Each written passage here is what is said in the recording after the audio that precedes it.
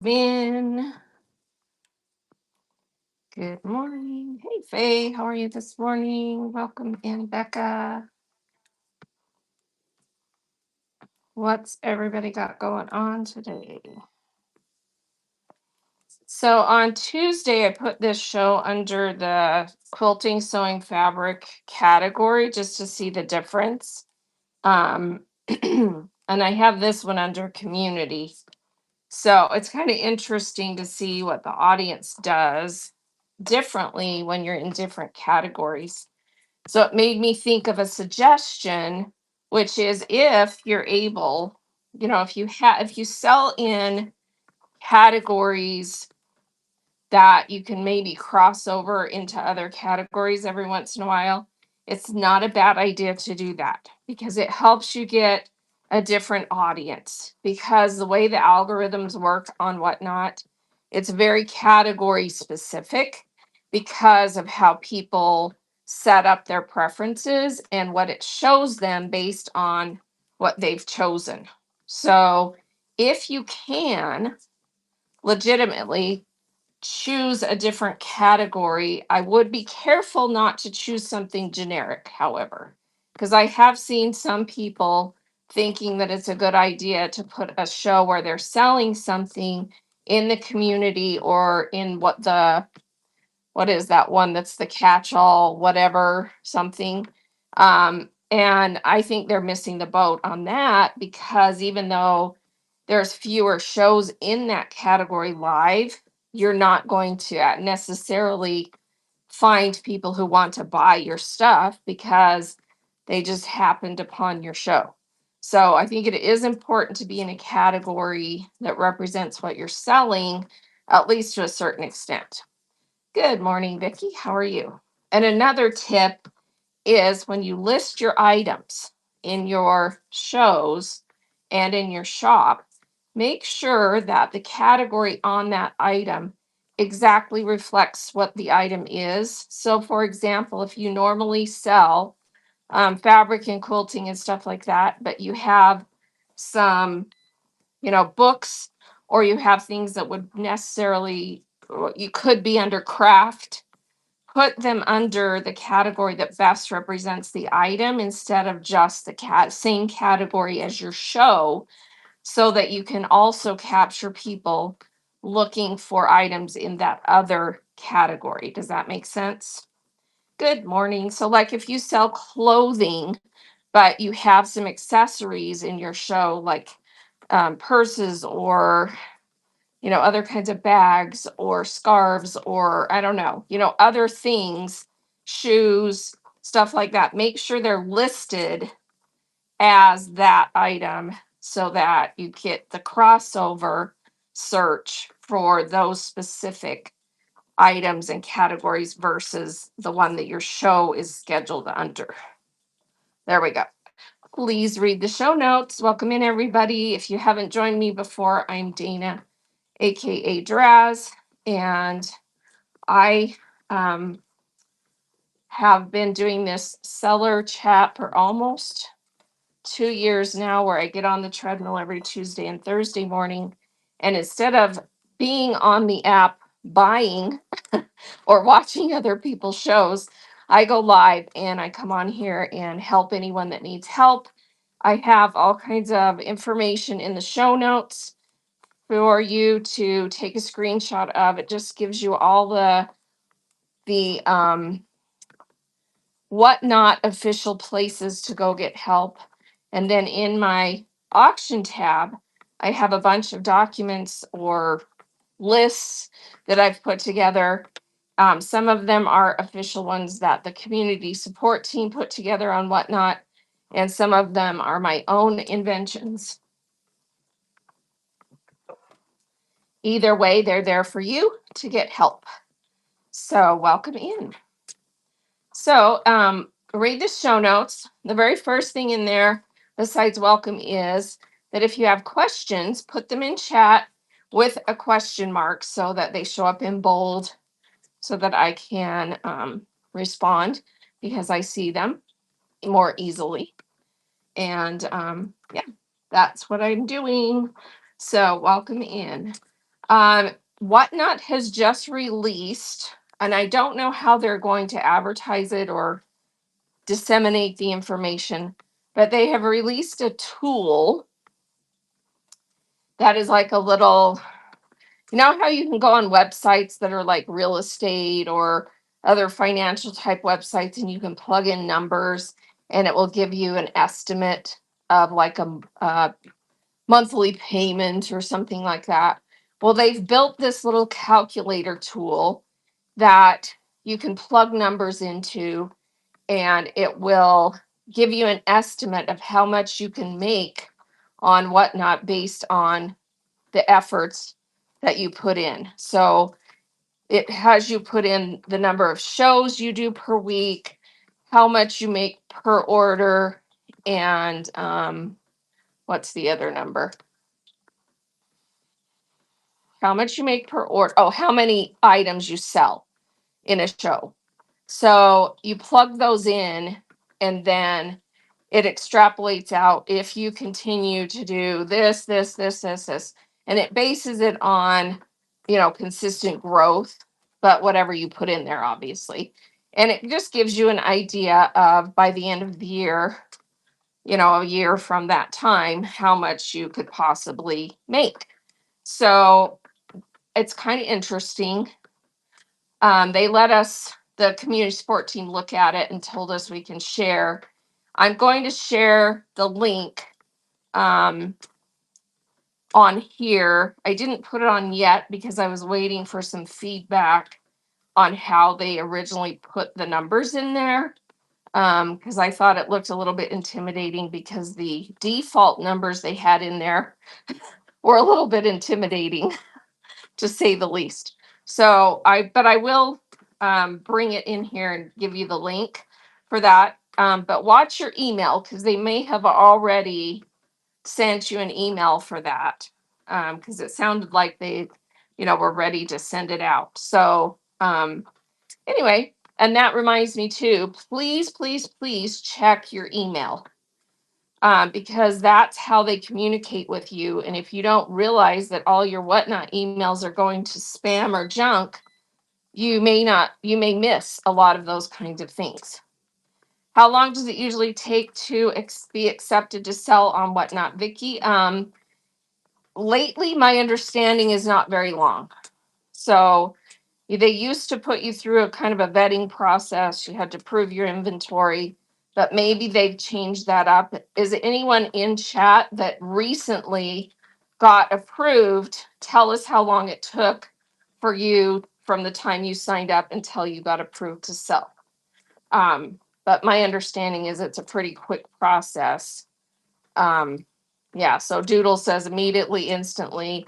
Timeless says 7 days. Fresh start, couple of days. So what? Immediately. So there you go.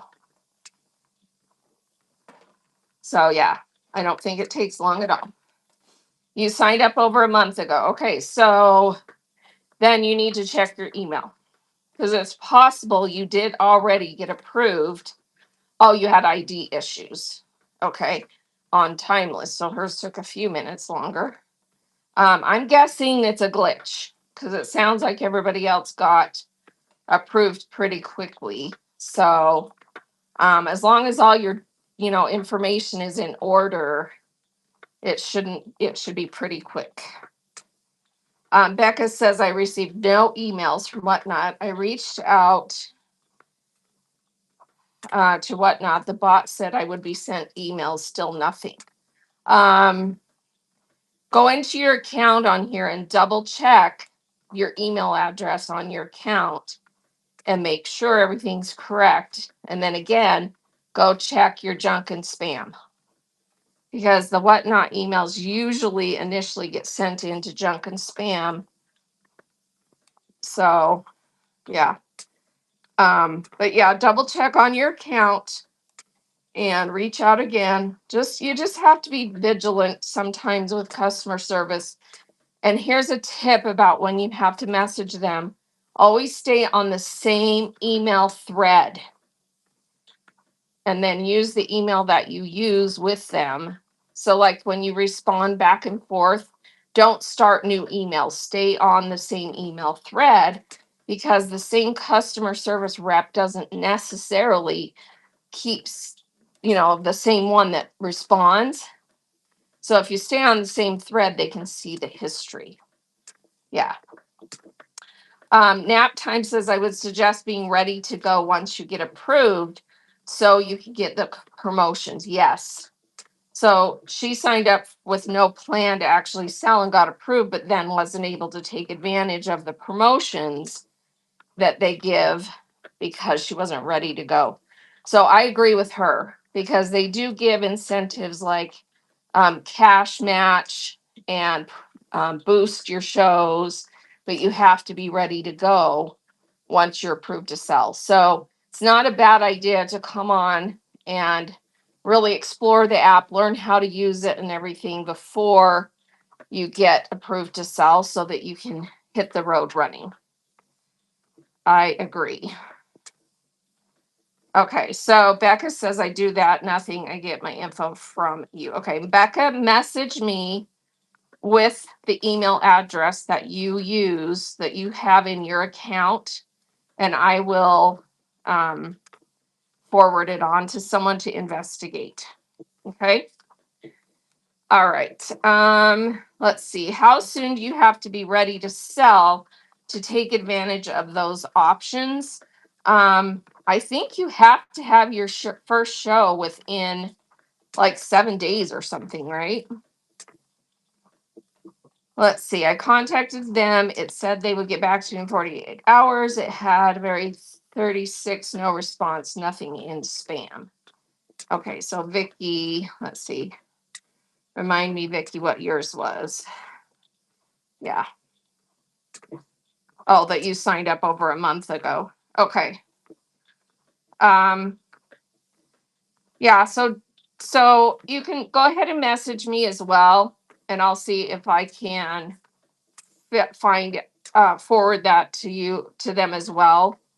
But yeah, try messaging them again and go into your account on here, log in and go into your account and make sure everything looks correct. Because sometimes you don't even realize there's a typo in your email address or something. So, just double check everything. Message them again, stay on the same email thread, and see if you can get it fixed that way. But yeah, you can message me and I'll try and forward it on as well. They are pretty swamped. Whatnot has grown so exponentially fast that it has been very difficult for them to keep up with the customer service issues. So be patient. Can someone confirm with me how quickly you have to take advantage of those incentives? Since I'm not new, I don't know the exact answer to what currently they're offering new sellers. So someone tell us, what the offers were and how quickly you had to take advantage of that. Yeah, just message me here. So just click my name and send a message. And then send me the email address. But go double check it on your account before you message me. And also send one to customer service from the email address that you signed up with. And give that to me as well so I can forward it on. And yeah, I'll see what I can do for you. Okay, so is it 7 days, Storycloth? So within 7 days, you have to go live with your first show to get that cash match and the boosts. See, that's pretty quick. Yeah, exactly. So yeah, so you had to go live within 7 days, get 5 different buyers and over 150 in sales, and then they would cash match 150. Is that correct? And then they also boost your first couple of shows, right? And they stay live 90 minutes. Okay. Yeah. So yeah, those of you who haven't gone live yet, or haven't signed up to sell, you know, if you want to take advantage of that, make sure you're ready to go. Yeah. Oh, and they give free shipping for your first show. Oh, that's nice. So all your buyers get free shipping. And they wonder why new sellers have so many issues. They don't have time to learn first. I agree. I agree. I personally do not agree with first of all, I don't agree with how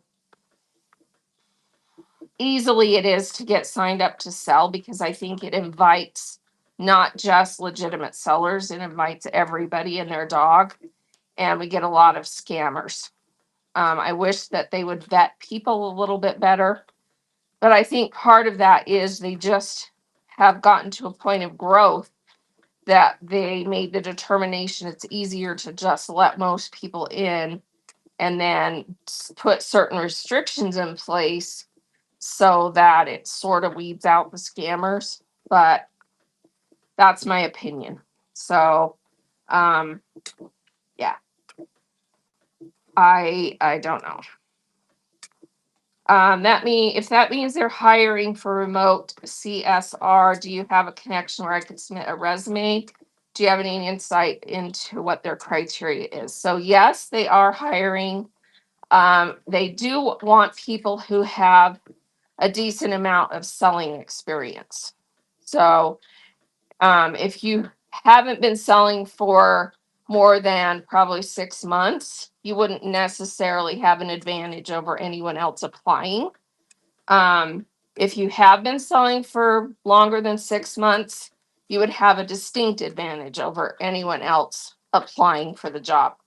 And you can message me if you want the direct link, but it's just go to Whatnot, and there is, well, actually just Google Whatnot jobs and it will take you to their career site. And there's a link you can click to apply.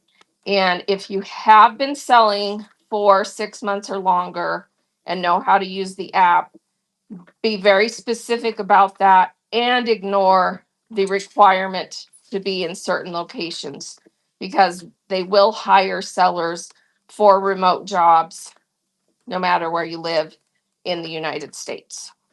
So that's the end, short and long of that. But yes, they are hiring. So Lynn says my was different in that as I was in 7 to 8 shows and I got an offer to have another show in 5 days for 150. This was 5 to 6 weeks ago. There you go.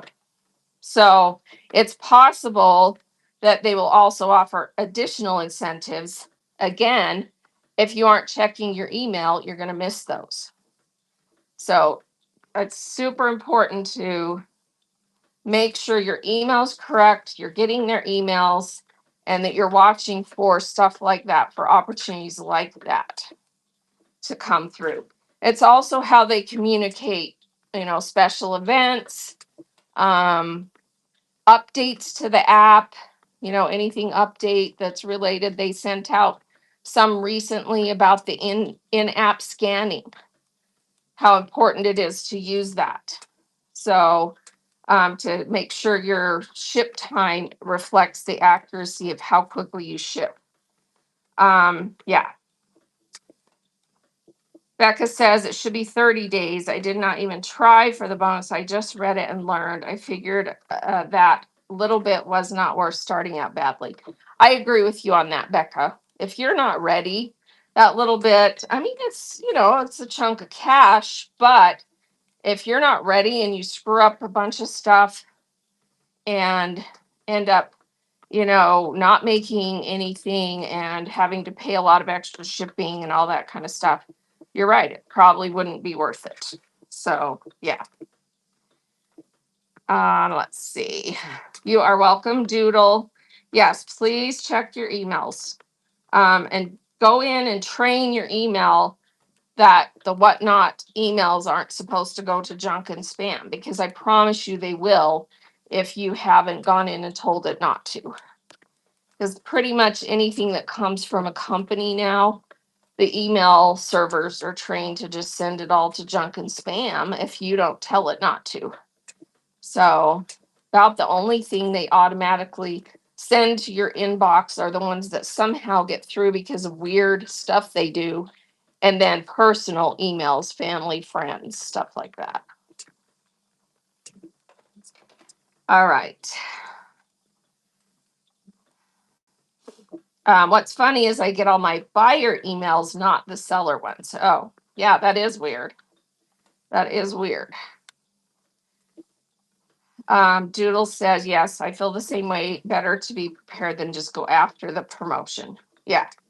And it would be nice if when you signed up or went to start the process of signing up to sell, they said something like, there will be incentives. Are you ready to start within 7 days? If not, maybe go learn the app for a little bit and then come back and sign up. If they would say some stuff like that, I think that would be helpful. I'll definitely recommend it. Those of us that are sellers on the community support team have definitely given them a piece of our minds about the process. But again, I think it's a matter of logistics. They just literally have exploded so fast that it's hard for them to keep up with things, and they have to make the better decisions for the long run, if that makes sense. They look at it from the big picture and it's like, what's better, this or that? And they have to make decisions that aren't always necessarily what we feel like is best, or what makes the most sense for the immediate um, things going on, if that makes sense. So yeah. Yes, I do walk while I talk to you guys. So I at least twice a week get my butt moving. I will tell you, I work my butt off no matter what, but it isn't always the most, what's the right words to say? It's not always the most ergonomic exercise. How's that?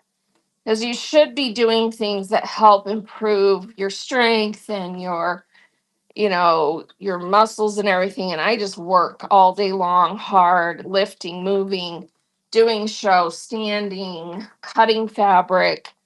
And it's not always necessarily the best things for my body. But walking is good. So yeah, I do that at least twice a week. And I do try to get other exercise in, but I'm so busy. So yeah. Do you think they just try to match the sign up process of other apps where you can just sign up for an account and start to sell? Possibly. I mean, it kind of makes sense because if you want to grow, you have to have a pretty open process, because if you restrict it too much, then it limits your ability to grow. And the honest truth is that everybody who signs up to sell is also a buyer, right? We all buy. So do the math. See what I'm saying? So it's kind of like we all buy, we also sell. And most of us probably, at the beginning at least, buy more than we sell. So, I mean, that's not their fault. It's just the way the platform works. It's addictive. It's, we all love it. We have so much fun on here, a little bit too much fun. And so, yeah, it makes sense that you just sign everybody up and let the things work out how they may. So, but they have to play catch up when, it's so explosive that there's a lot of customer service issues. So, yeah. Um, that is probably for sure true. Let's see. What if my emails are different and it won't let me change it? Well, so whatever email you used when you first signed up, Why is this isn't matching? Where did I see that question? Oh, here it is. So the email that are you saying that the email you used when you first signed up is now a different email that you don't use anymore? Because that's a problem, because they are going to make you verify it through the initial one, right? And if you don't have access to that anymore, that's a problem. So, yeah, you may have to, wait for them to respond to fix that. So make sure you're very specific about what you're trying to achieve. And when I first signed is different than the email I put on my application. Oh, yeah. So that's probably the problem, because you've got the initial one and now you've got a different one. So probably they're sending all those emails for verification to the initial one and you're not getting them. So, yeah. So I think you're going to have to work it out with them to go in and fix that. But you should be able to update it. It's just that if you're not able to verify, then they have the issue of, is this someone trying to get into someone's account? So that's another issue. I've had quite a few sellers who've had the problem of not remembering their password, and they try to log in on a different device. And if you attempt it too many times, it locks you out. And then if you have no way to verify it, you're locked out of your account until you can reach customer service, which takes a while. So, yeah. All right. Well, just like I said, send me a message with that, with the two different emails apparently, and I'll see if I can escalate it for you. On apps like PM and EB, for example, you can easily sign up to sell, but there are other requirements before you can sell live. Oh, yeah. Yeah, agree. And it did used to be, when I first signed up 4 years ago, I actually had to go through a vetting process. You had to send pictures of your inventory.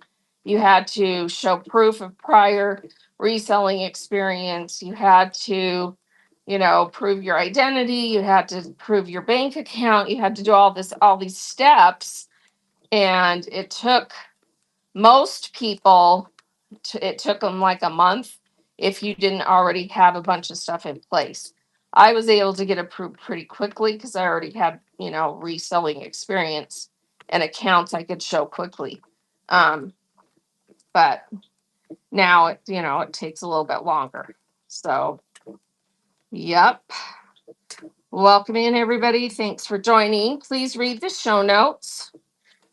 Hey, Ginger Quilter is in the house. Thanks for being here. How's it going? Susie says, question, I plan to start selling. Show is over. What's your package process? Best packaging process, out the door time frame. Give me step by step. That's a lot. No, it's not that lot. So I would plan. So here's just a general idea. Personally, I think it's super important that when you plan a show, that show time includes that you're able to immediately or almost immediately, you need to take a break to pee and maybe eat something, but almost immediately ship that show. Because the faster you ship that show, one, it's fresh in your mind and it's going to be easier to find and process everything because it's fresh. Two, if you can ship it immediately, you keep your shipping at, under a day or less. And that's important. The max is 2 days. And honestly, if you wait, that's where you start getting problems. Because, things, you get life problems or things interrupting you, and then it's hard to get it shipped. So if you do a 3 hour show, plan at least 3 hours additional time to get everything organized and shipped. Now, it may not take that long, even, when you're newer, maybe you did 3 hour show, but you didn't sell as much during the 3 hours than a bigger seller sold. But, plan. So a 6 hour block of time, do the show, ship the show. Okay. And then the process, you decide how you have to keep things organized. If you sell by yourself, you need to be really organized. You need to be able to put stickers or something on the items as you sell them so that you know who bought it. Either a number based on the listing, how whatnot numbers things automatically. So if you're doing random pulls, especially this is important, you're selling just under a generic listing random pull, then you need to put that inventory number on there that whatnot generates each time you sell out of that listing. So listing A number 1, listing A number 2, so on.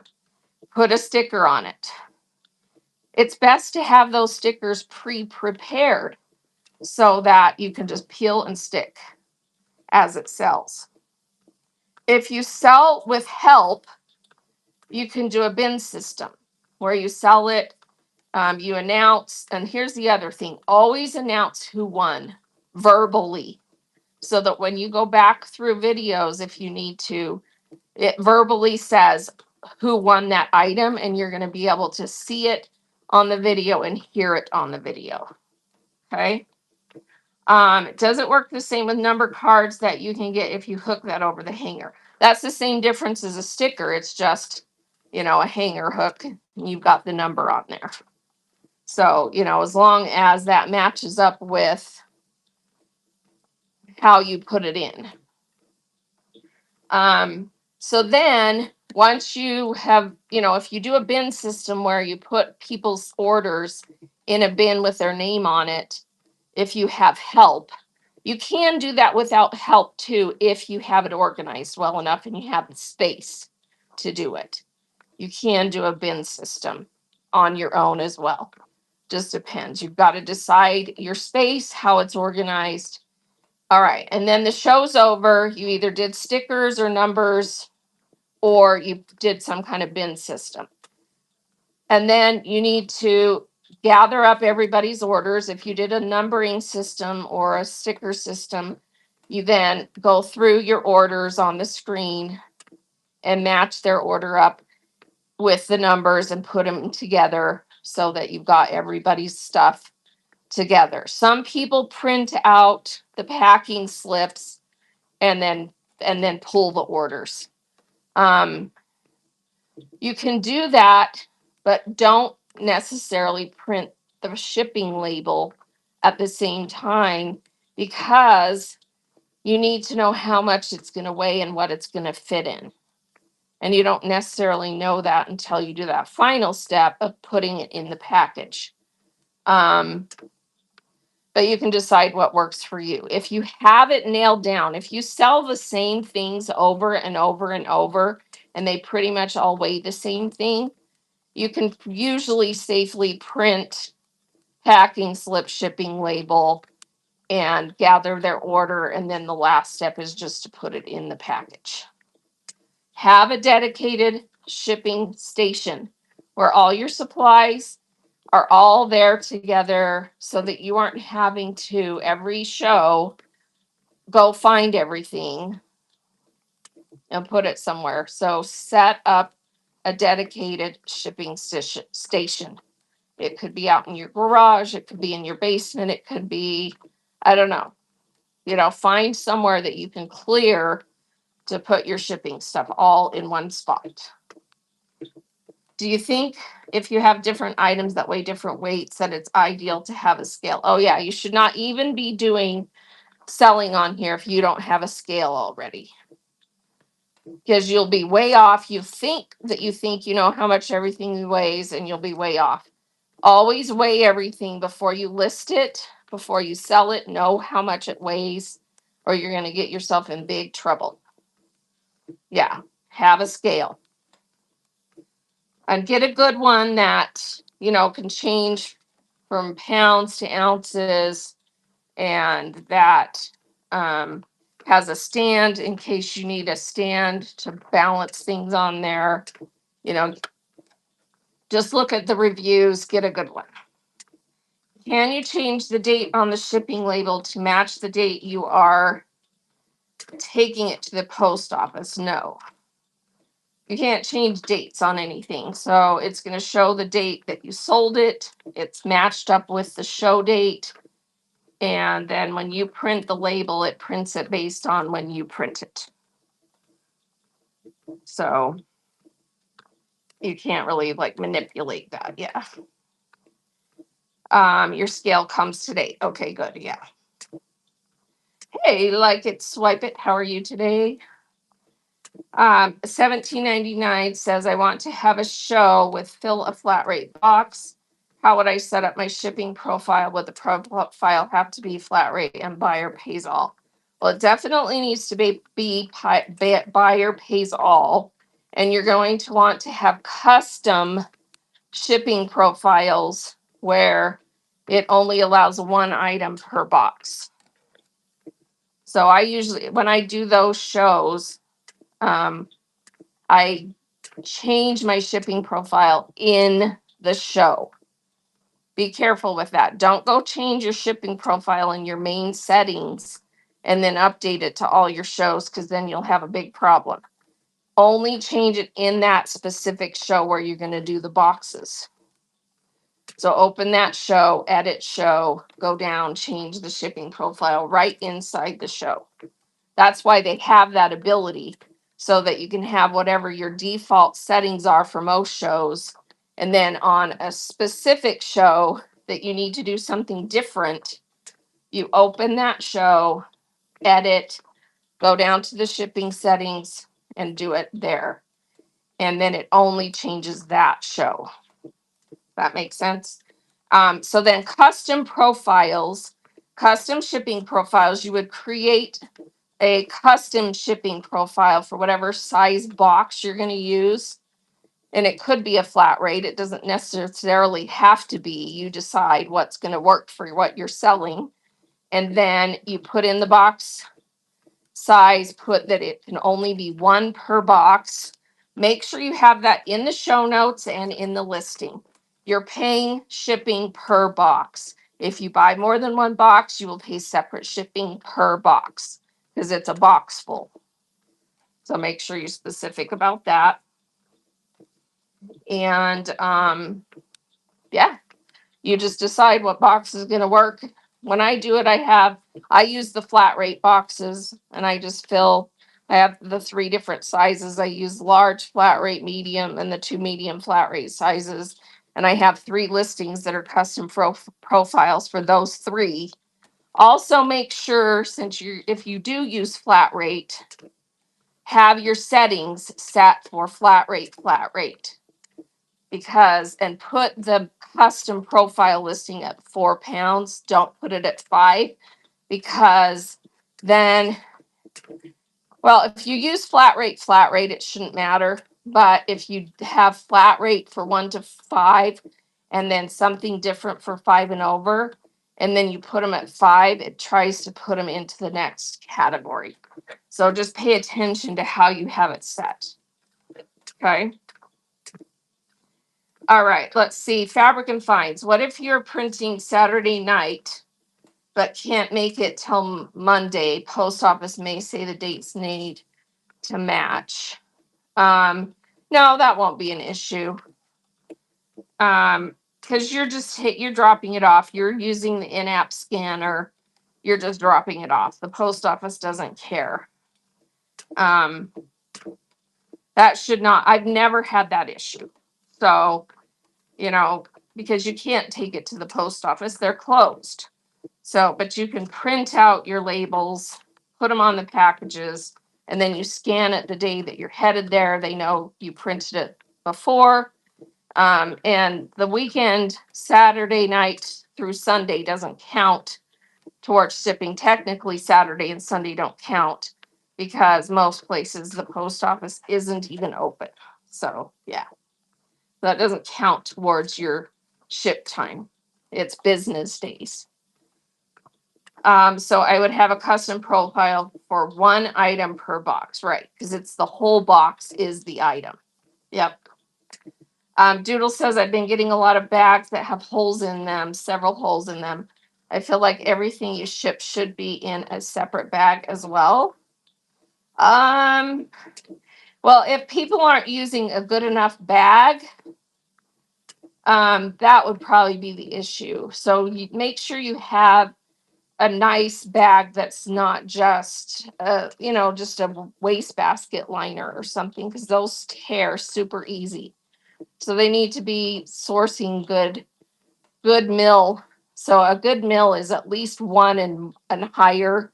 So anything less than 1 mil plastic is just going to tear. So 1 mil and higher, preferably like a 1.5 or higher mil bag. Do I take pictures of my tracking labels? Technically, yes, because that's what the in-app scanner does. The in-app scanner, when you use that to right before you send your packages, it takes a picture of the label of the package. So I wouldn't necessarily say you have to pack every item in a separate bag. People just need to use a higher quality bag. So yeah. One Loves Threads has a second show tonight, 7:45, featuring free people.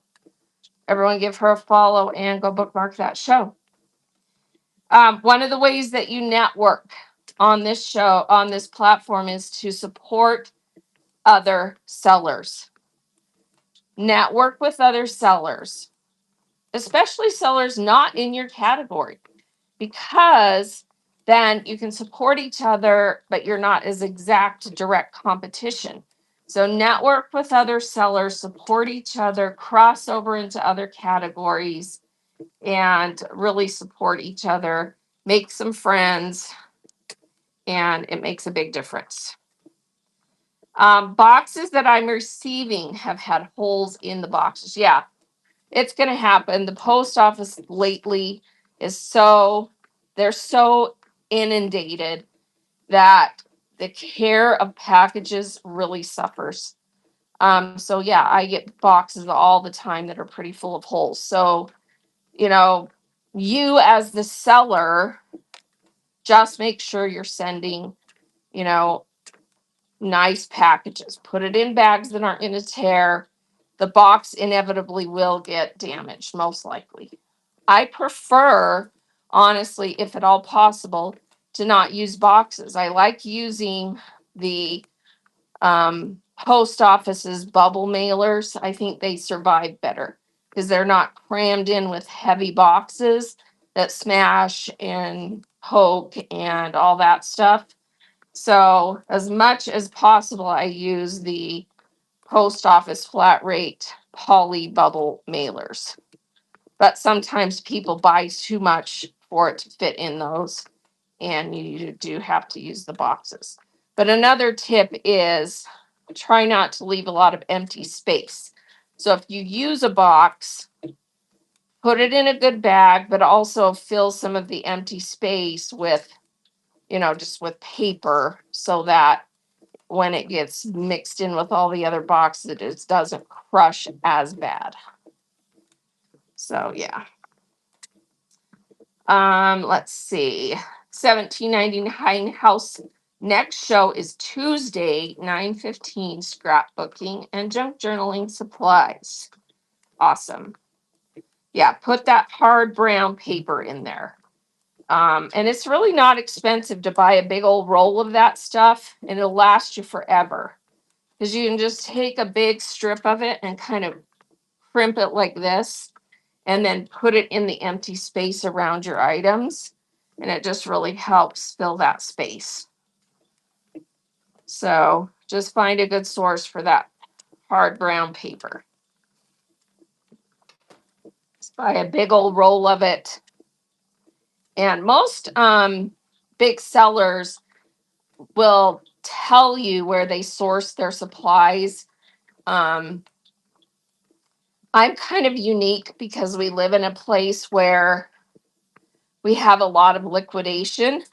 So I source most of my shipping supplies liquidation. So I don't buy them direct from the, companies. But, you know, so like it swipe, it's telling you right here. Here's a good tip. Take a screenshot of that. Prosupply.com is where she's getting her supplies. So, paper, bubble wrap, maybe some boxes or types of packaging.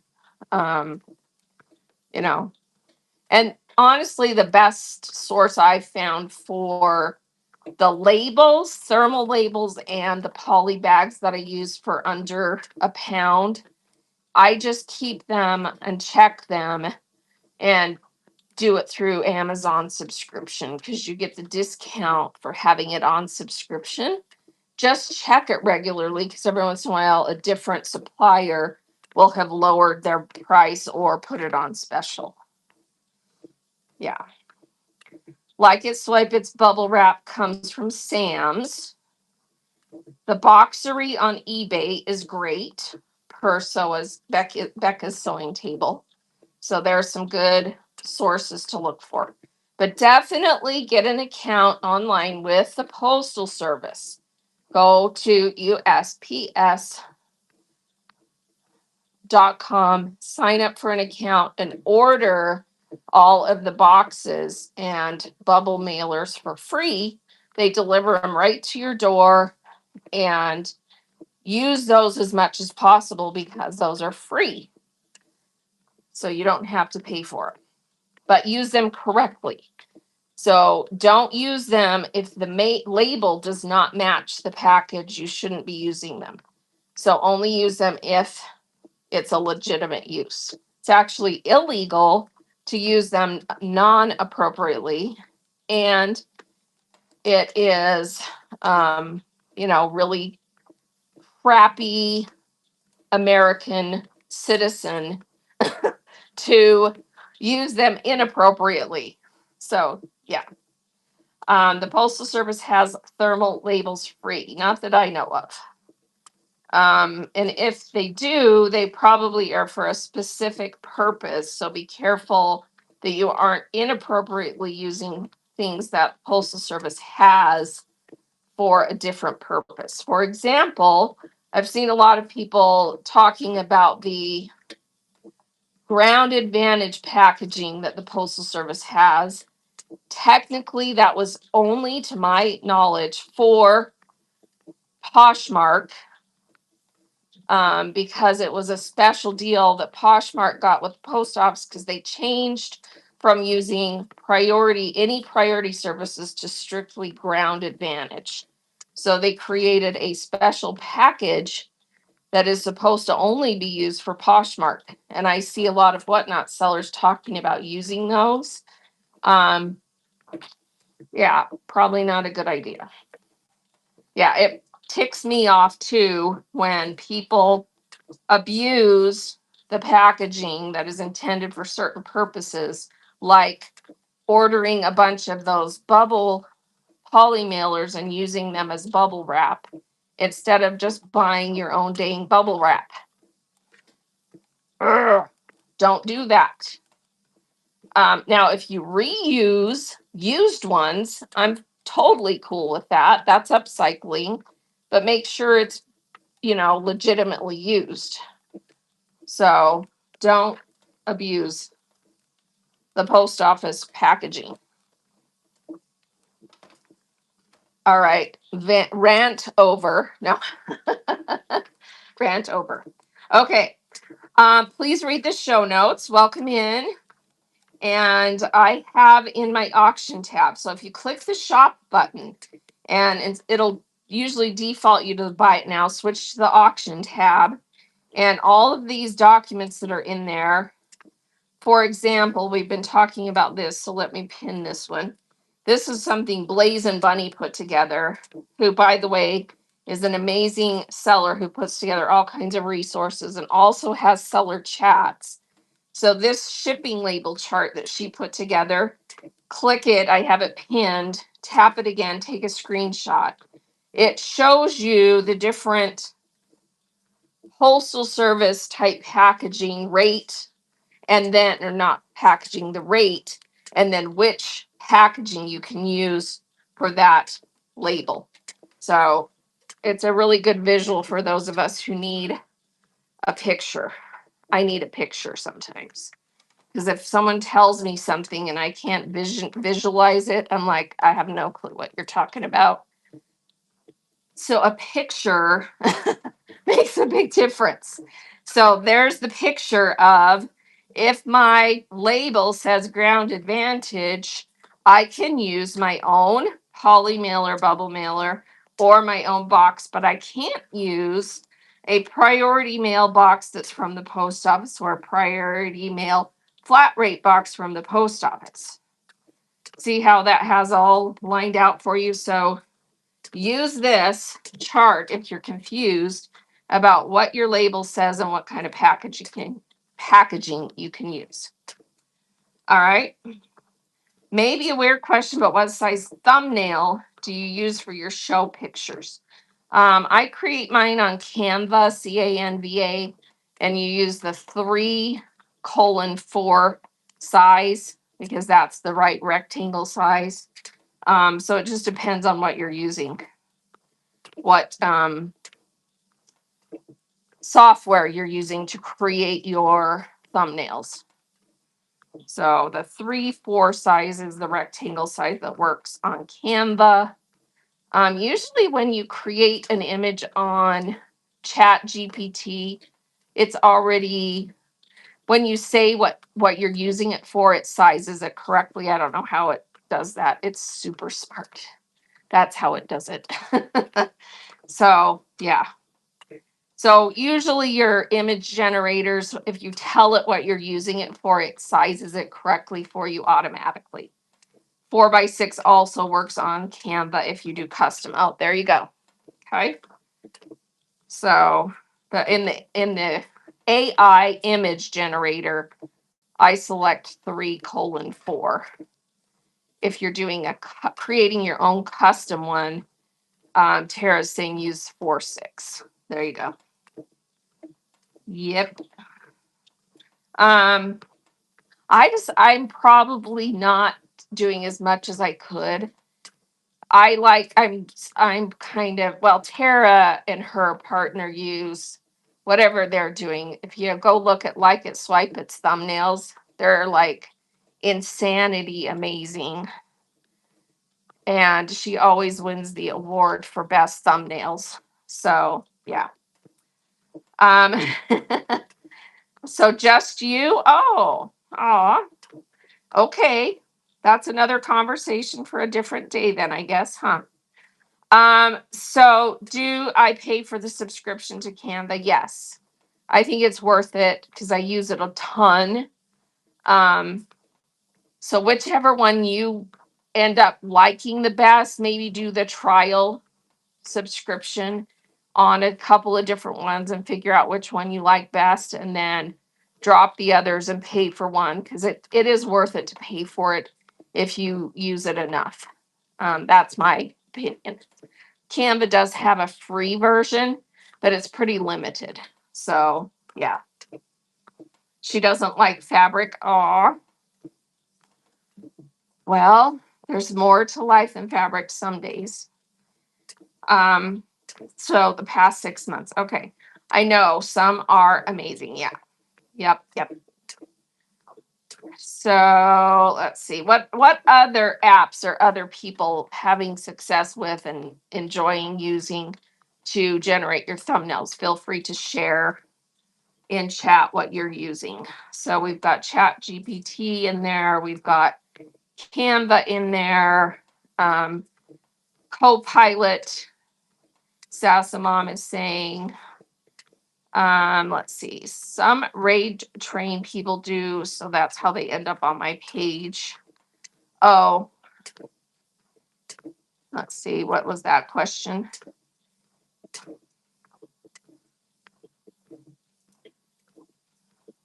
I start with a blank page. Yeah.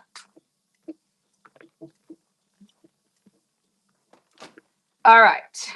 She was asking you about Chat GPT. Yeah. Yeah, so whatever, Copilot, we've got Chat GPT, we've got Canva in there. If you have a different one that you're enjoying using, share it. I think everybody just has a different one that they like. So, like I said, go try a bunch of different ones, find one you like, and then pay for a subscription to one that you like, that you find user friendly. I use Copilot and Canva, but I can't figure out how to make all the words fit when I go to put it on Whatnot. So when you're creating it, tell it to put your title in the center so that it centers it more, so that when you go to put it on there, it's not too high, not too low, it's right in the middle. Because the problem when you put it on Whatnot is the reduced shipping banner and then the other banner with the time and date cover up the top of the bottom. So tell it to center your title when you tell it to make it. Let's see. Your daughter is very techie and she made yours. Well, let's go look. So Doodle Lover, we're going to your profile.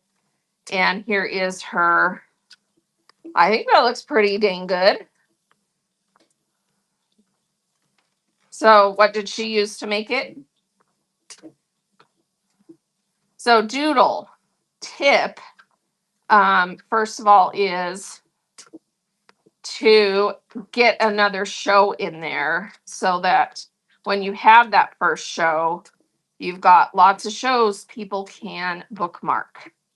So I know that's coming up further out, but right now, go put a bunch of shows in there so that people could be bookmarking, because you've got 35 bookmarks, which is awesome, but you could have 10 shows with 35 bookmarks instead of just one. So yeah, get a bunch of shows in there so that you have more for people to bookmark. So that when you have the second show, you've already got a bunch of bookmarks. Don't wait for bookmarks. That's a tip for everybody. Please, please, please always have as many shows as you are comfortable having on your profile so that they're just always there when people are in in your show. If they like it, they're going to bookmark because they like it and they want to be notified when you go live again. And if you don't have a bunch of shows in there, they're not going to be able to do that. Yeah.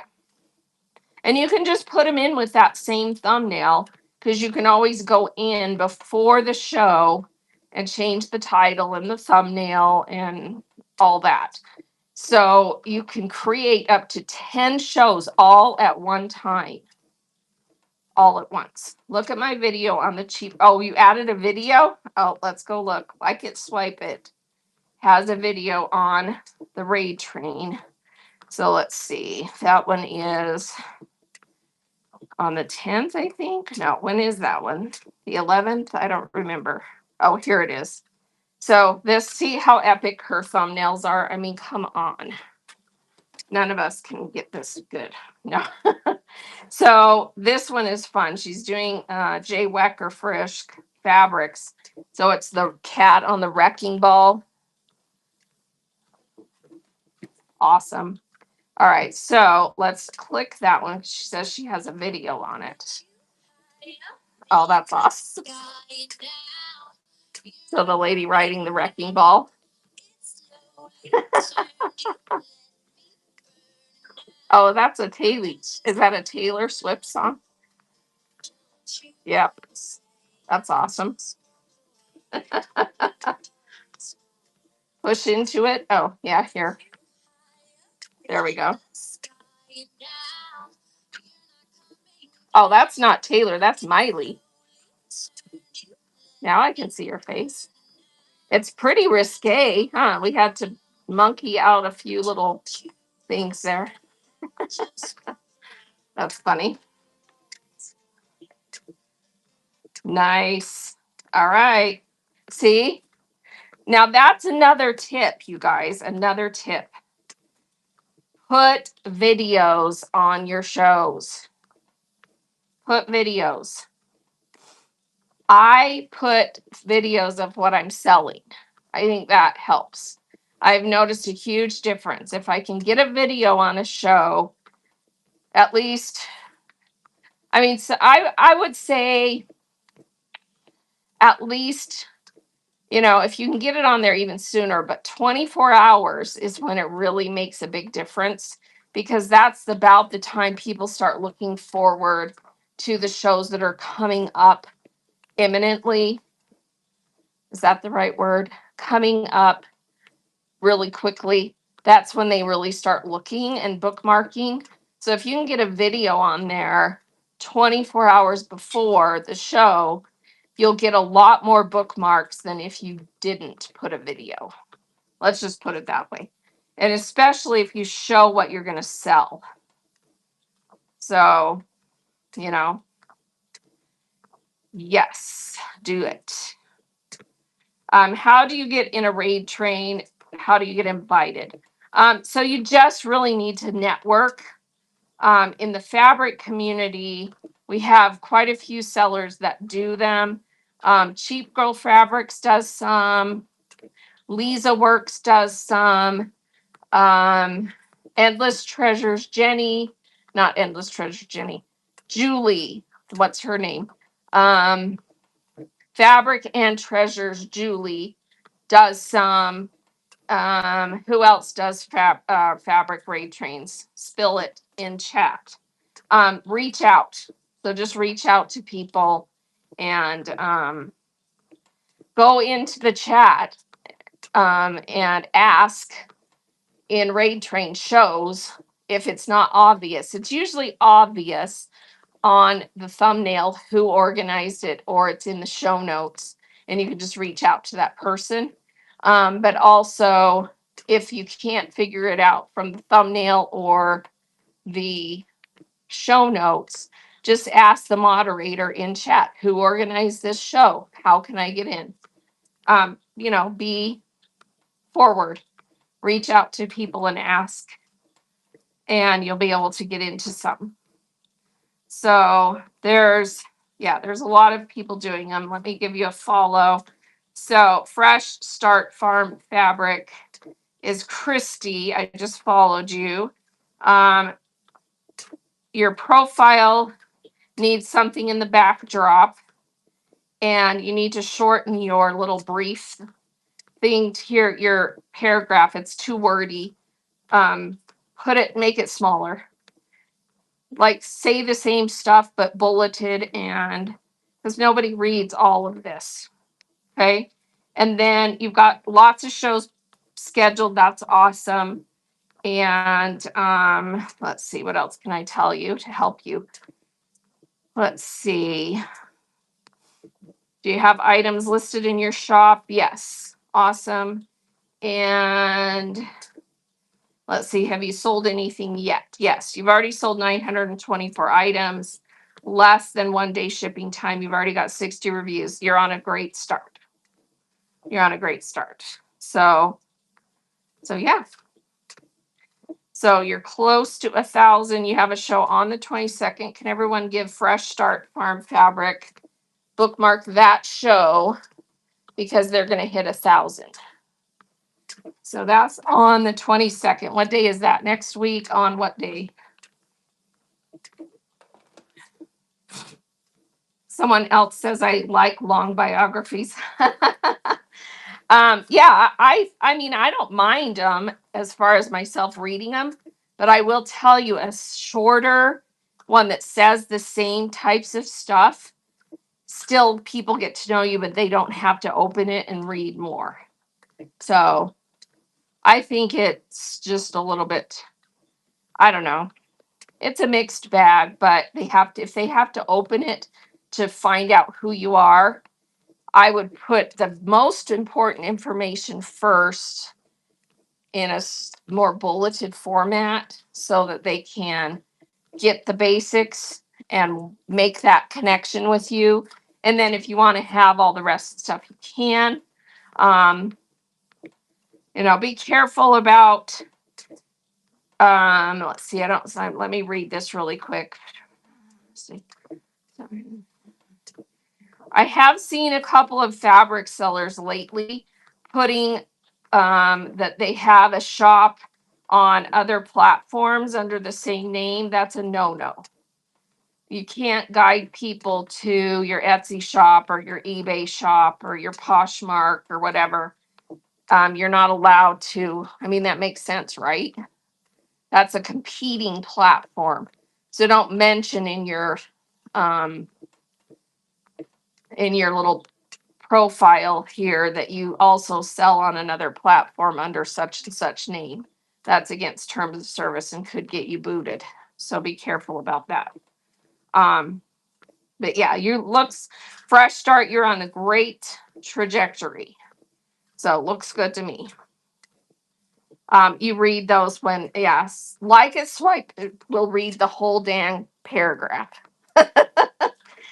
Bullet is better. All the big sellers teach that. Yeah. I just think, say the same thing with a lot less words. I think it's important to make connections with people. So, tell the most important things in the beginning so people can make that connection. Oh, she lives here. Oh, she loves this kind of stuff. And I do too. And, make those connections. But it doesn't have to be your life story in there. That they can discover through your shows, right? What do you think about in your show notes when people say, if you have any problems, please reach out? I had got advice not to put that in there. I don't know. I mean, it probably people are saying don't invite trouble, but I don't know that it really matters that much, because if someone has a problem, you would hope they would reach out to you, right? And if you sign up to do your own customer service, which they're rolling out anyway, we're going to have no choice. What that means is if someone presses on your order, get help with order, you get the message from them asking to, telling you there's a problem or asking you to cancel or whatever, instead of whatnot dealing with it directly. So,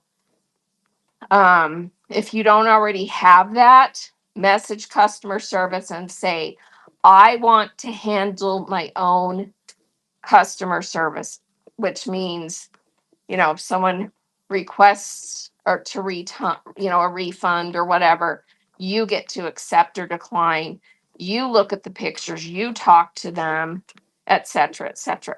Most of the time, you don't get a chance because people get their order, they're unhappy, they leave a bad review, or they get their order, they message, customer service. And if you don't handle your own customer service, they deal with it and refund them or whatever. So, yeah. So I'm I don't know if that matters or not. I'm kind of on the fence about that. So, yeah, but definitely I think it's important to handle your own customer service, because then you get a chance to deal with that customer before whatnot just arbitrarily makes a decision and you didn't get a say in it. So, message to do your own customer service if you don't already have that. Supposedly they're rolling it out to everybody, but if you would know if you have it, because instead of messages, it will come to you in your mail, in your email system. You have that customer service sections, you'll be getting them there. So you would just message customer service and say, I want to handle my own customer service, because they turn it on or off. I don't know how it exactly works. So that when a customer goes into an order and says, get help with order, it comes to you. The message comes to you instead of whatnot. well, it comes to Whatnot, but it comes through them to you for you to deal with instead of them. Yes. So message Whatnot and say, I want to do my own customer service. And then just, give them your account name and your email address and whatever else. Say, I want to handle my own customer service. Yep.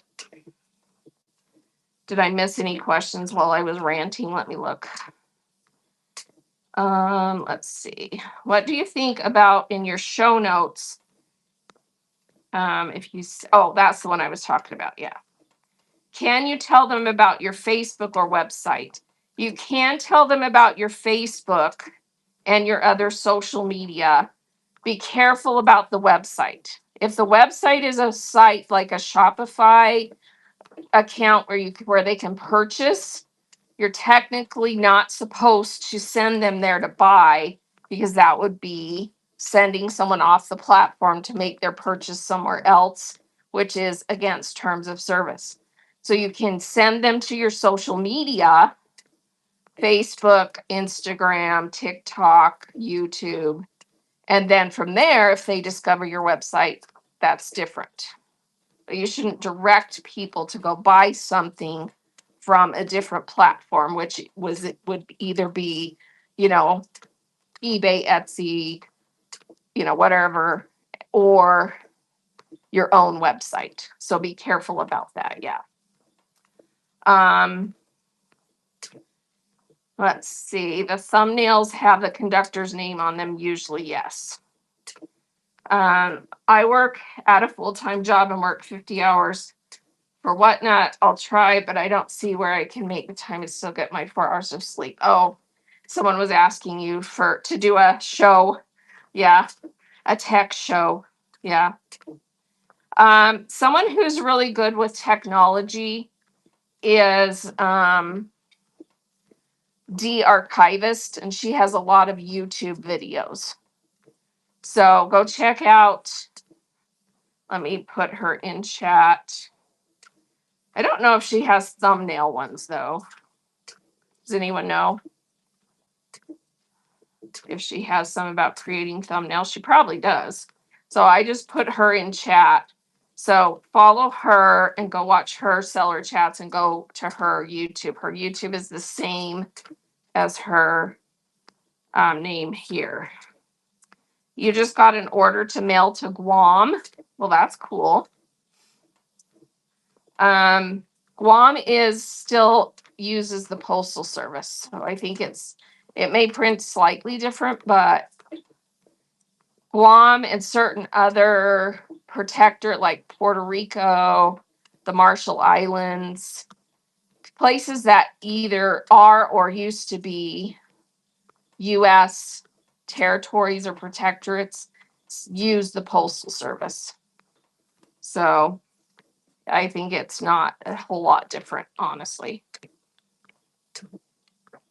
I think they have to pay extra for shipping because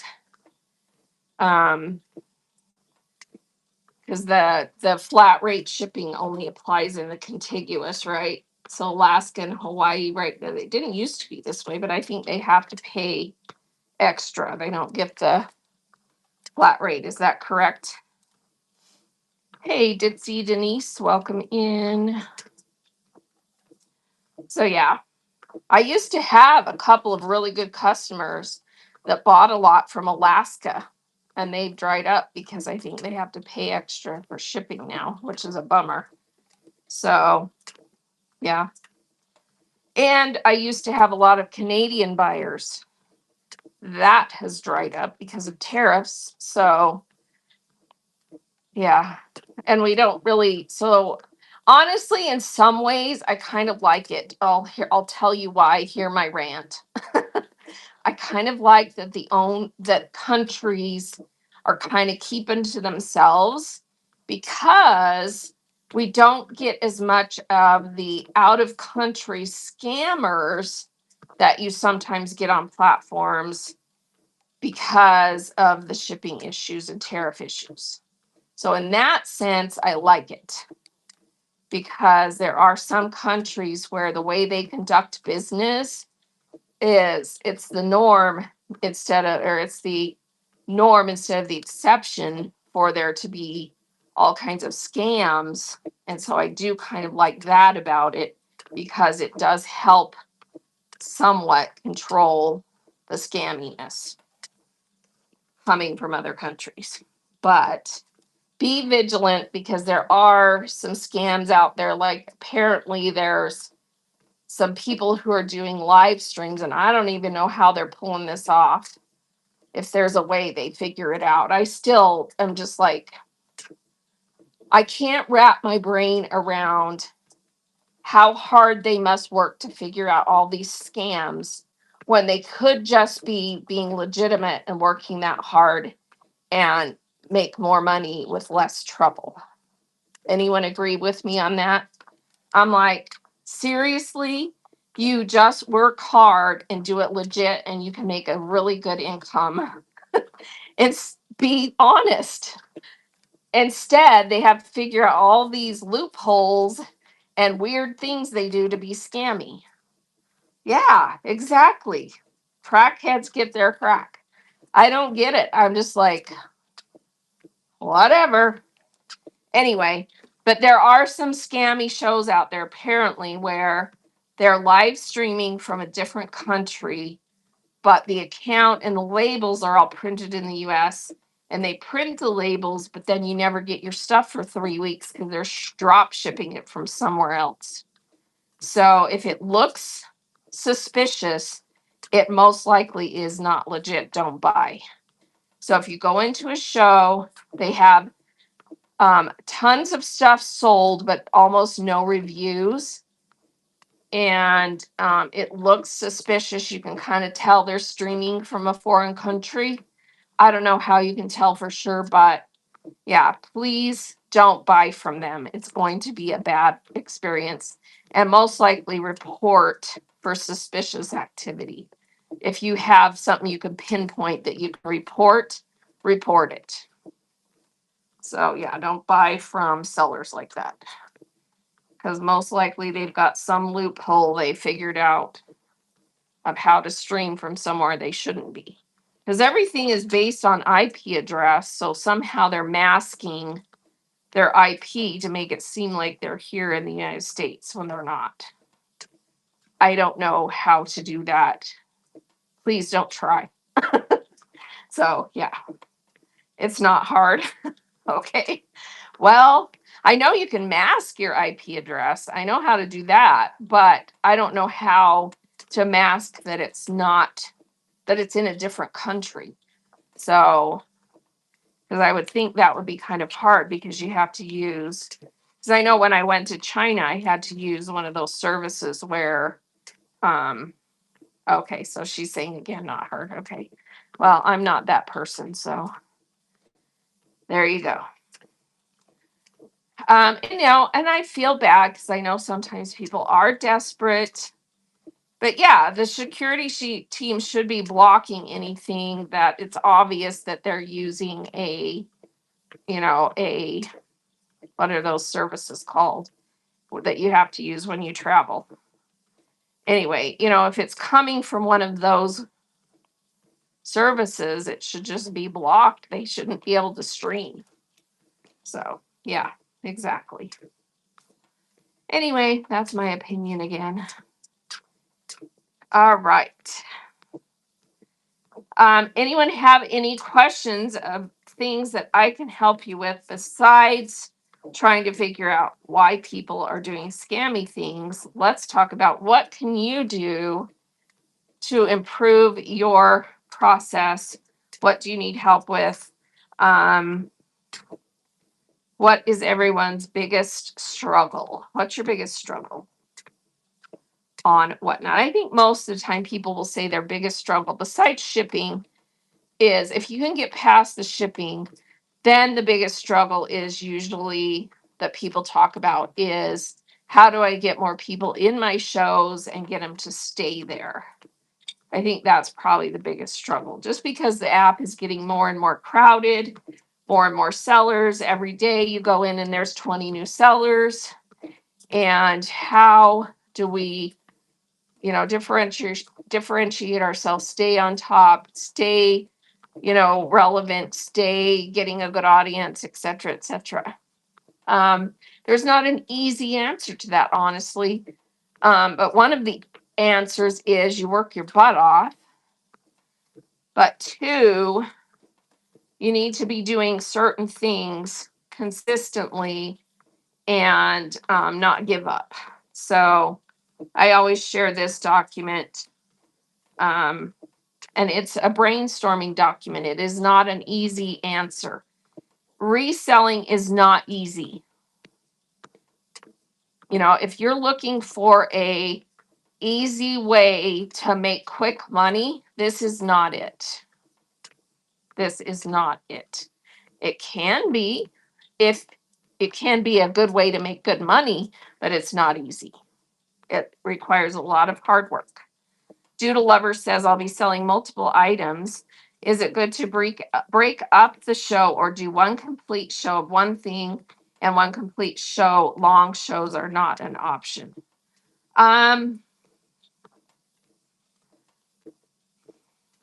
That's hard for me to answer without knowing what, but I would say, as a general rule, if you have to do shorter shows, then, advertise specifically what you're selling so that the right people will come for the right items.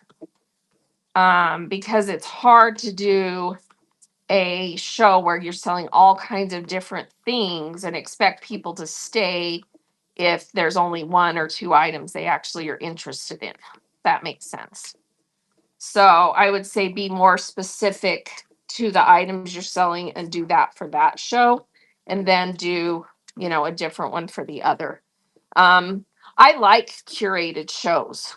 I like when you go in and you know that the whole show is going to be this. It may limit the audience a little bit, but the people that want it are going to be focused on, laser focused on what you have because they love that stuff.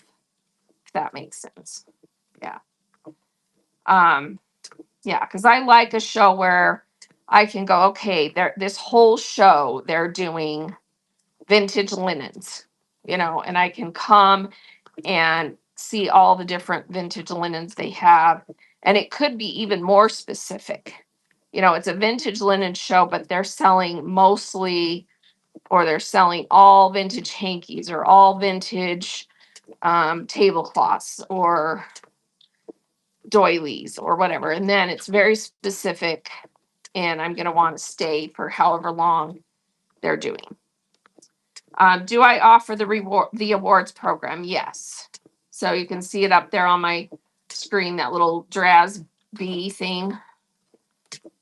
That's my rewards program. So you have to meet their criteria. It's not very much, but you have to have sold at least X amount of items and been a seller for X amount of time. Go look it up. I never remember what it is. Anyone know off the top of your head?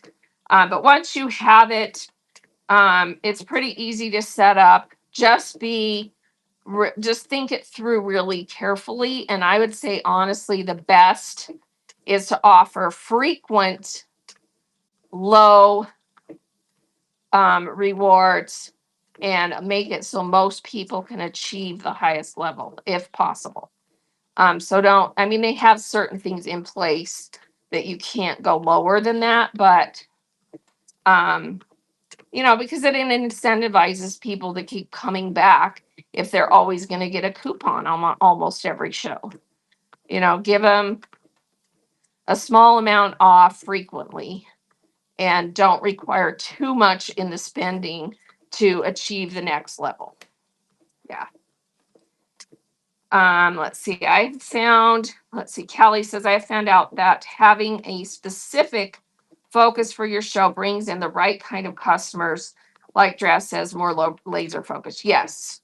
Because honestly, the more the competition is, you're not going to get as many people who are willing to sit through a just mixed bag show, because they can go somewhere else that is that is advertising, I have exactly this, and that's what they want.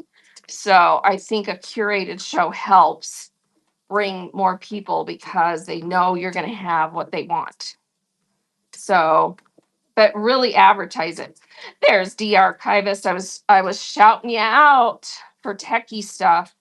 So a question for you: do you have any YouTube videos that go over thumbnail, how to create good thumbnails, where to create them? And people are asking about thumbnails, and I was wondering if you have that kind of content. Callie says, until I can offer the rewards program, I'm offering coupon codes within my show. That helps. Yes, definitely use coupons. Um, Even if you have the rewards program, coupons can help because you can offer a new buyer coupon because new buyers can't get the reward program coupons because they haven't bought yet. So, not a bad idea to also do coupons. So Lilac Bloom teaches Canva on whatnot. I just made a Canva video I'm uploading this weekend. There you go. So anyone that wants to learn Canva, Lilac Bloom has one, and D Archivist is downloading one this weekend, or uploading is the correct. Common Cloth also teaches Canva. There you go. So everyone that wants to learn Canva, I just tell people to use it. I don't dare make a video because when I go in to use Canva, I am all over the place. I don't know that I could stay focused long enough to show you how to use it. So, yeah, it's really not hard to use. Here's my rule of thumb for learning how to use things. If you can break it, they didn't make it good enough. So just go try things. Go push all the buttons. Go try everything, even on Whatnot. Just go try everything. That's how you learn. Push the button. What does this do? Where does this take me? What does this say? Push the buttons. Go everywhere in the app and find out what everything does and where it takes you. You know, if you can break it, they didn't make it good enough. I mean, I guess be careful in your own settings that you don't like shut yourself out or something. So don't go into like your personal account settings and click everything and mess your account up. But you know what I mean. So you're in the app. What does this do? Where does this take me? What does this say? Just start going places and figuring out how things work. Don't be afraid to use the software. Figure it out. Um, if there's like things like this, if there's a little arrow, what does it do? Where does it take you? If there's three dots, what is it for? What does it take you? And you'll start learning that software uses the same types of little symbols for different things, and you're going to start learning what those usually mean. So when I click the down arrow, what do I get? I get a menu that says minimize, create a rater in my show. If I click the three dots, what do I get? This huge menu with a bunch of things that I'm live. What can I do during my live? Well, I can clone, add coupons, create a poll, change my tip settings. I can multicast. I can raid from there, and I can change my camera preview. Click the buttons, see what they do. Right? Yeah. So just click everything and figure out what things are and how they work. That is a good thing to do. All right. Hey, Stay Home to Shop is in the house. How are you today? Stay Home to Shop has a lot of YouTube content. Tell us some of your videos, Stay Home. What do you teach people? Here's another thing, too. Everybody has a different way that they learn or different people they connect with. So make sure you're checking out a lot of different sellers' content shows that do seller chat shows. Maybe the way I explain things is like you're listening to me and you're like, this lady makes no sense. But you go listen to Dee and it all makes sense. Everybody has a different way of learning, and the right person with the right way they explain it makes more sense. I don't know. So go listen to lots of different seller chats and do check out content on YouTube, but be careful who you're listening to. Go check them out on Whatnot and make sure they're a legitimate seller who's actually sold some stuff and not just someone trying to get clicks on YouTube. So don't listen to someone who doesn't sell and is just trying to get clicks. Okay.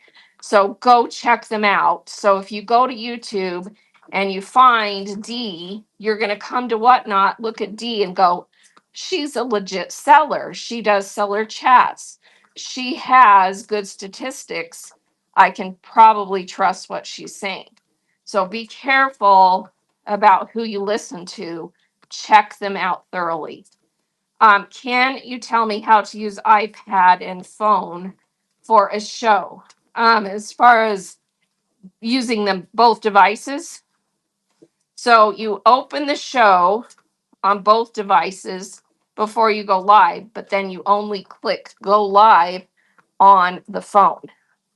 But then the show is open on the iPad for you to use.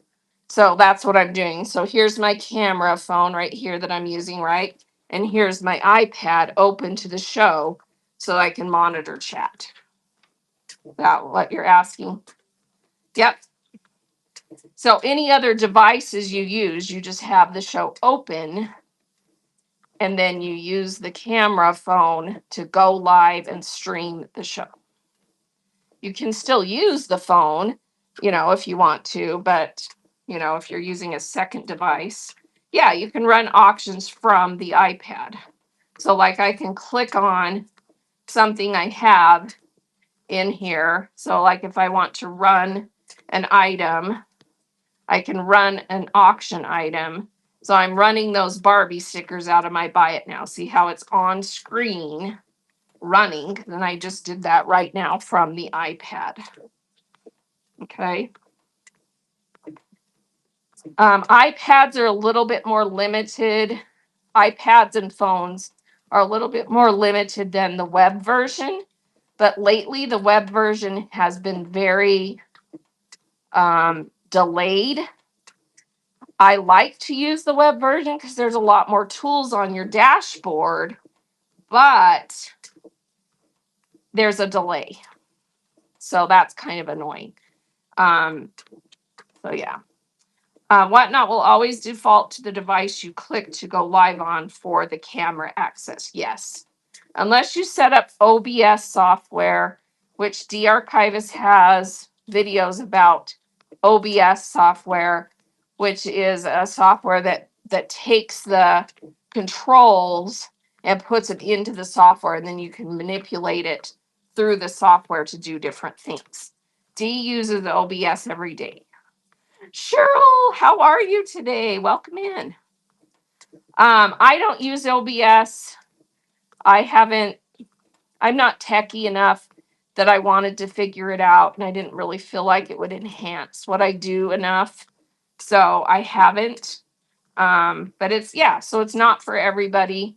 But if you go into some of the high-tech shows where they're selling things super fast, like the card shows, the bullion shows, the electronics shows, they all use OBS. That's how they're able to split the screen and do special effects and do all that kind of stuff. And, it really enhances their ability to sell things faster and, change camera angles and have their face on there as well as what they're showing and all that stuff.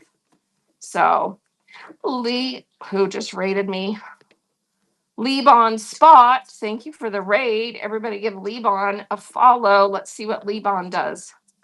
Lebon is Kulaz Crystal, and you don't have a show on there for us to bookmark. So welcome in.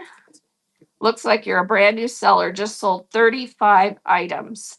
So welcome and tell us what you sell and what you're going to sell next and when.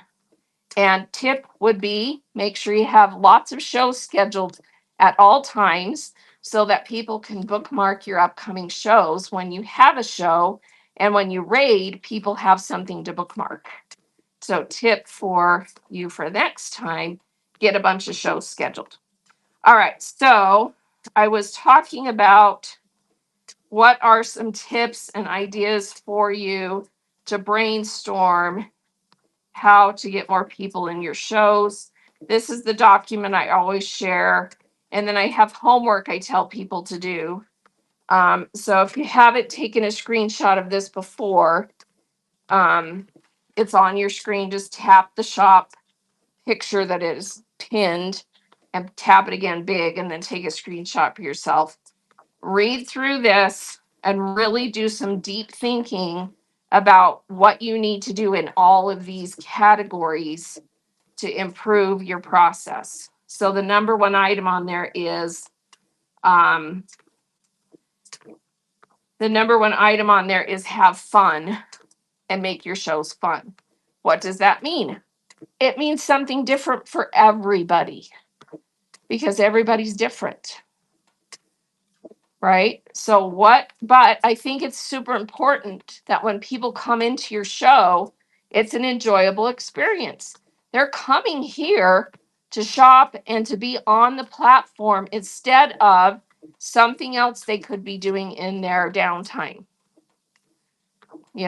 Most people are replacing the other stuff they used to do, like binge watch a show or go on social media on a different platform. They're coming here and they want to have fun. So, yes, you definitely were missed. Every time you leave, there's a black hole. So, don't go away. Turn off the phone. Just kidding. Okay, so, you got to be enough of an entertainment for people to want to stick around. It could be they love what you have. It could be you're an amazing person with an amazing personality and they just love you and want to be there. It could be just the whole vibe, the atmosphere. You've got to make it so that people want to be there for whatever reasons. And it's usually multiple reasons, right? Brainstorm what you can do. You need to be passionate about what you're selling.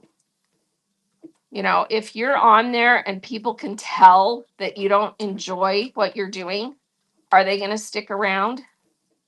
No, no, no, no, no. They will leave. Okay. Fast pace is the next thing on here. You've got to keep your shows moving. If there's lots of downtime or hang on a second or, oh, whoops, and oh, this, and I got to add this, or I want, be prepared so that you can move your shows quickly because people have the attention span of 8 seconds. That's what statistics say. If you don't keep their attention within 8 seconds, they will have moved on. And then the next thing is findings. You got to have good stuff. Let's see, like it swipe, it says I started running flash sales when I step away to get other items for people. Yes. So do something, run giveaways, run flash sales, do something so that when you have to stop for a second, it keeps moving.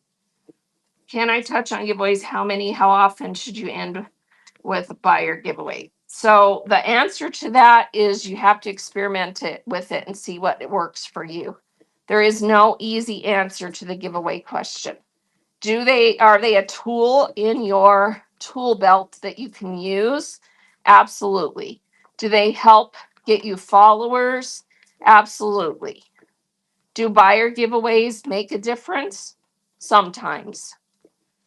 You just have to experiment and find the magic formula that you feel like works best for you. because there's not an easy answer to that. When you go into the big seller shows that run giveaways constantly, there's a reason they're doing that. It's part of their business and marketing strategy. They have made a business decision that doing constant giveaways makes sense for them because it helps them grow at the pace that they want to grow at. That may not be your business plan. So you have to decide what works for you. Okay.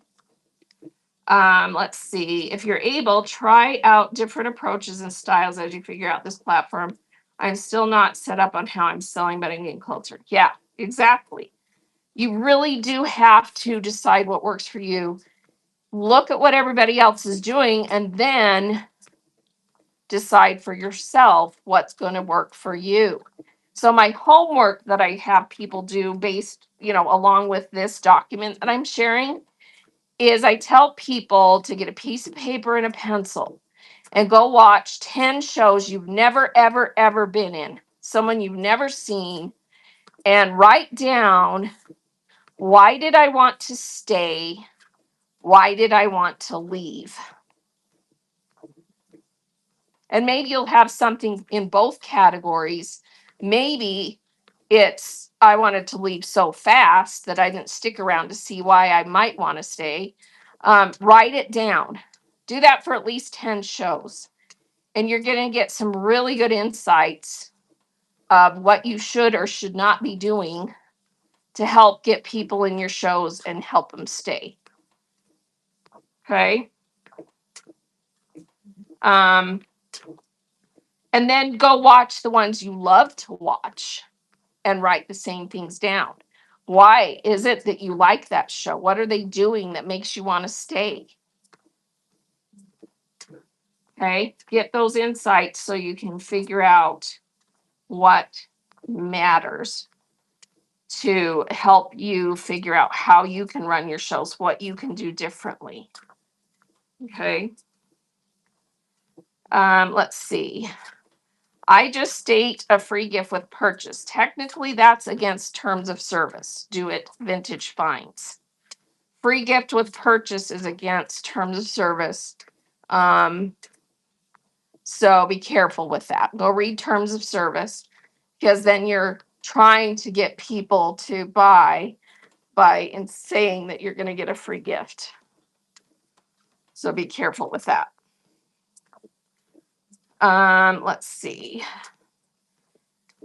You can include free gifts, but you shouldn't be advertising it. So when you send packages, it's always appropriate, to send a little nice thank you, a sticker, some little thing that you include, especially for a new buyer. But you shouldn't be advertising it. So, yeah. And that is and if you feel like that works better for you than doing giveaways, then yeah, go for it. Go for it. But doing follower giveaways does help you get more followers because it forces people to follow you in order to enter the giveaway. And depending on what category you're in and how you sell, that may or may not be a good strategy, because if you're doing really nice giveaways in a category that has broad appeal, a lot of times those are not legitimate giveaway winners, meaning they're just out there trying to win everything they can. They aren't ever going to buy from you. But in a category more specific, narrowed down, those are legitimate giveaways because people are going to come back and buy from you. So you just have to decide what works for you, figure it out, do the research, watch other people's shows, kind of get a grasp of what's going to work for you. Yeah. Let's see. Like it, swipe it. That's why I can't mod for anyone. Oh, Underdog says, my issue is that I have plenty of inventory, just do not get the people. I have about 700 followers, but seem to end up with 8 to 10 people consistently. Yeah. So yeah, do all those exercises. And sometimes you're honestly, here's the truth. If you're new to this platform, honestly, sometimes what you started out selling, if you stick around long enough, you're going to decide maybe this is not the right thing for me to be selling. And you may switch completely what you're selling and do a different category if you like the platform enough. Because sometimes what you're selling is not what's in demand, or it's too saturated, or the way that you're selling it just doesn't work for you. You're not passionate enough about it. You got to do some really deep, honest thinking. Is this working? You've got to be flexible. And reselling can flip on a dime, you guys. What's trending today is not what's trending a week from now or even tomorrow. So you've got to stay up on top of, especially if you're in more trendy categories. If you're in categories like, okay, let's talk Labubu. Labubu was so hot for a long time, right? And now it's kind of in the toilet, right? So you've got to make sure that what you're wanting to sell is in demand. And don't go out and buy a ton of inventory if you are not 100% sure, or at least 99% sure it's going to sell. Be careful about that, you guys. Yes, Disney's saturated. There's lots of categories that are oversaturated with everybody and their dog trying to sell it, and you're just going to struggle. So be honest about what you're trying to resell and really pay attention if what you're trying to sell just isn't working. Yes, Callie Thrift says, I've heard many sellers have changed what they are selling now compared to when they started. Exactly. I am getting a long walk. I'm looking at the time going, I really need to wrap this up. So Phil Tripp, welcome in.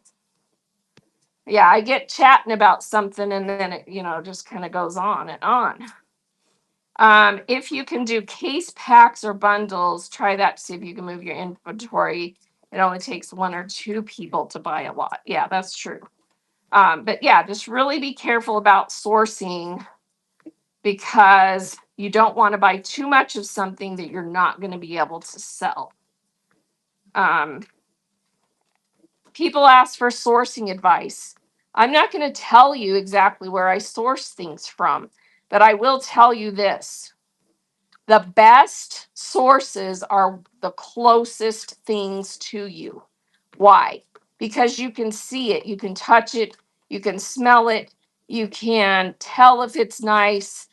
And if you're buying something from far away, you can't do that. So when you're first starting out, always source close first so that you can see it, touch it, smell it, know it's good, and that it's going to be sellable, that it is authentic. Sometimes that's an issue, etc., etc. So don't start the big pallet and buying in huge quantities till you know what you're doing and you know you're buying from legitimate sources, and etc., etc. So start with what's available to you locally first. Usually that's your own house first. If you're on here selling, you already have a lot of stuff. Experiment with the stuff you already have to see how that can go for you, and then you can branch out from there. Okay. All right. I do need to get going, you guys. And yeah, de-archivist started in vintage and changed to toys, cards, and estate sales. I knew sort of what I was going to sell when I started, but I actually started selling in the doll category first. Barbies. That was my first category on Whatnot. Dolls. because I collected dolls. um, and fabric really wasn't, fabric quilting, sewing, crafting was not even really a category yet on Whatnot when I first started selling. We created it. So you're welcome. There were about 4 of us. So yeah, and look at us now. It's crazy. And and I'm not the biggest seller, but that's partly because that's not my business model. I've had to do a lot of things to stay on top, but I'm not the biggest seller because that's not my business model. It's me and my husband. We are old, semi easing into retirement. Just kicked our last kid out of the house last year. Just kidding, didn't kick her out. She's in college.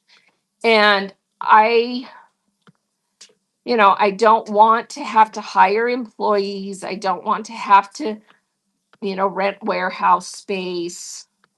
But we make a full-time income doing this. And you don't have to be the biggest to be successful. Exactly. Seasoned, not know. Oh, no, I'm old.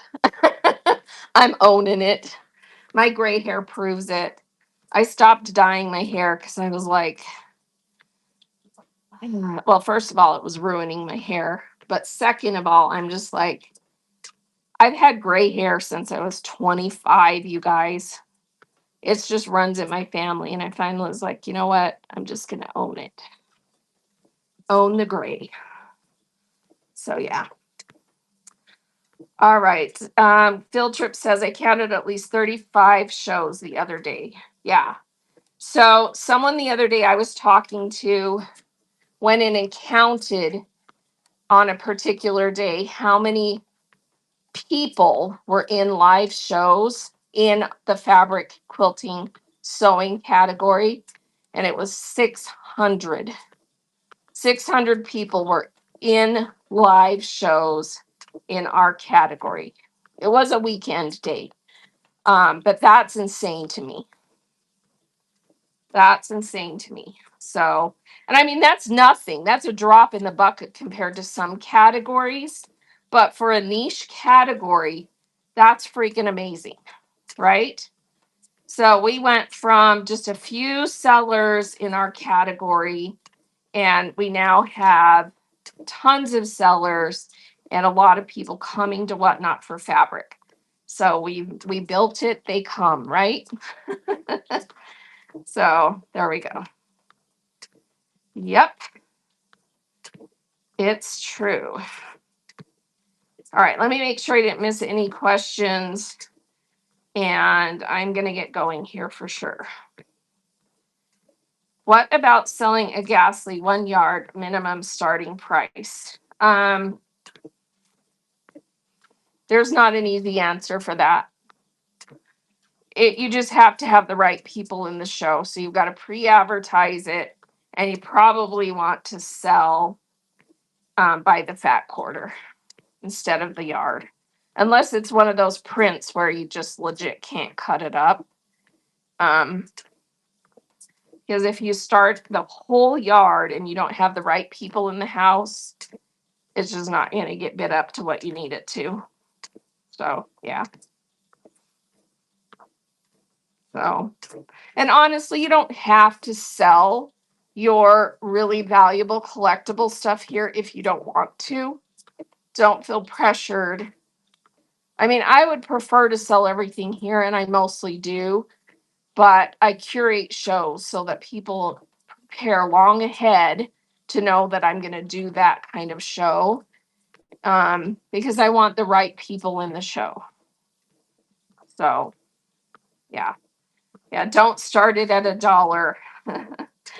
I mean, you could if you got it for a steal of a price in an estate lot or something, and you're like, I just want, but still advertise the heck out of it beforehand so you can get the right couple of people in there who will bid it up, because someone's going to want it.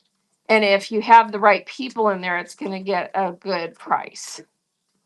So, yeah. I had 2 full bins of Ghastly about, was it 2 years ago that I finally sold it all? And I mean, I could probably have gotten more for it now than I did back then, but I made good money on it and I advertised the heck out of it. It was the whole show. I sold 2 full bins of Ghastly. I wished I'd kept a little bit of it just because it's fun to have, but if you advertise it well, then you're going to get a better price because you've let people know for a long enough period of time that you have something fun. I like to do Mary Englebright shows. So when I get, because I find Mary Englebright in estate halls almost every time, and I'll pull them out and save them and then do a Mary Englebright show. Those have been some of my best shows because the whole show is Mary Englebright, and everybody comes and everyone that loves it fights over it. It's a fight. It's an ME fight for the win. So, yeah. Yes, I can sit on fabric for years too.